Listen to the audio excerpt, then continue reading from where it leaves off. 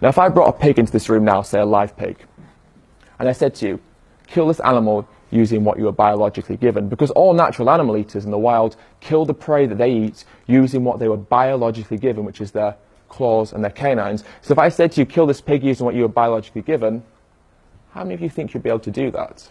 I mean, let's be honest, when you try to maul that pig would probably roll over and accept a little tickle off you. And let me tell you that pigs absolutely love belly rubs. If anyone's ever spent time with pigs, you can vouch for this. They love belly rubs. So when you were trying to maul that pig would roll over and accept a belly rub right there in front of you. You see, the utensils that we have for killing are very rudimentary and very crude. We're not effective predators.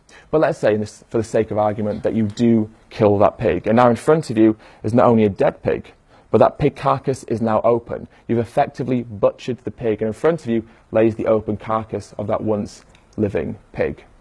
Are you going to eat the raw meat? What about the organs, like the intestines and the cartilage and the tendons and the ligaments and the brain, all that nasty stuff that we don't like to think about? Are you going to eat that? Are you going to eat around that?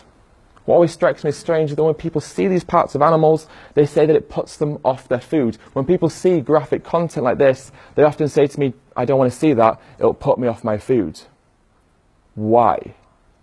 Why would seeing the process of how meat and animal products turn up on your plate put you off eating them?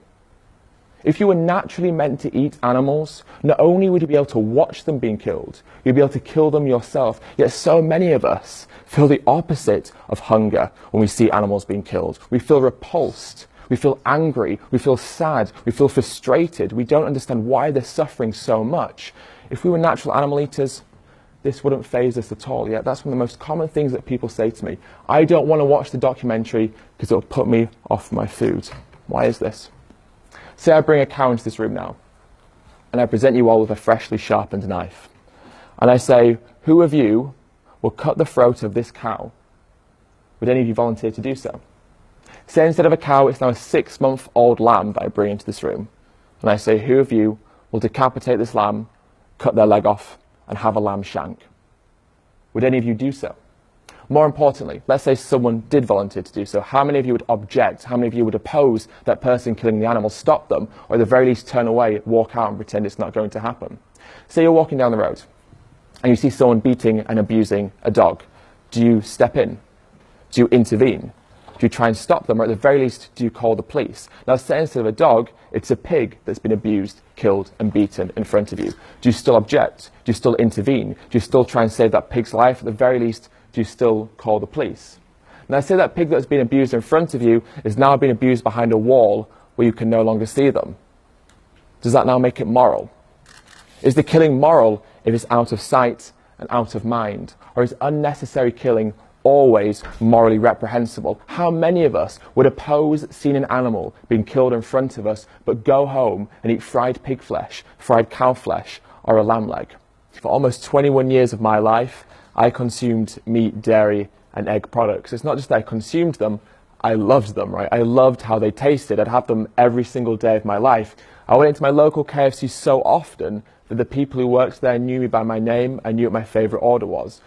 Now, as a vegan, I eat all the foods that I used to eat, all the foods that I used to enjoy, all the foods that I used to crave. I ate mac and cheese and spaghetti bolognese and lasagna and stir-fries and curries and burritos and nachos and fajitas and tacos. I ate cupcakes and muffins and cheesecakes and chocolate cakes and sweets. I ate all the foods I used to love, all the foods I used to crave. But now I do so without harming animals. There's no dead animals, there's no exploited animal secretions, there's no gristle, there's no hormones, there's no antibiotics. They're made from plants. How simple is that, right? Sometimes people say to me, veganism is restrictive. Now, before I was vegan, I had one type of milk, cow's milk. Now I have oat milk, and rice milk, and soy milk, and coconut milk, and almond milk, and cashew milk, and hazelnut milk. I cook with ingredients and foods I'd never heard of before I went vegan. When I used to open my fridge, it would look like a morgue. It would just be dead chickens everywhere. Sometimes the occasional dead cow, maybe the occasional dead pig, predominantly dead chicken. Now when I open up my fridge, it's a garden. There's so many colours. There's such a beautiful array of foods I look forward to cooking.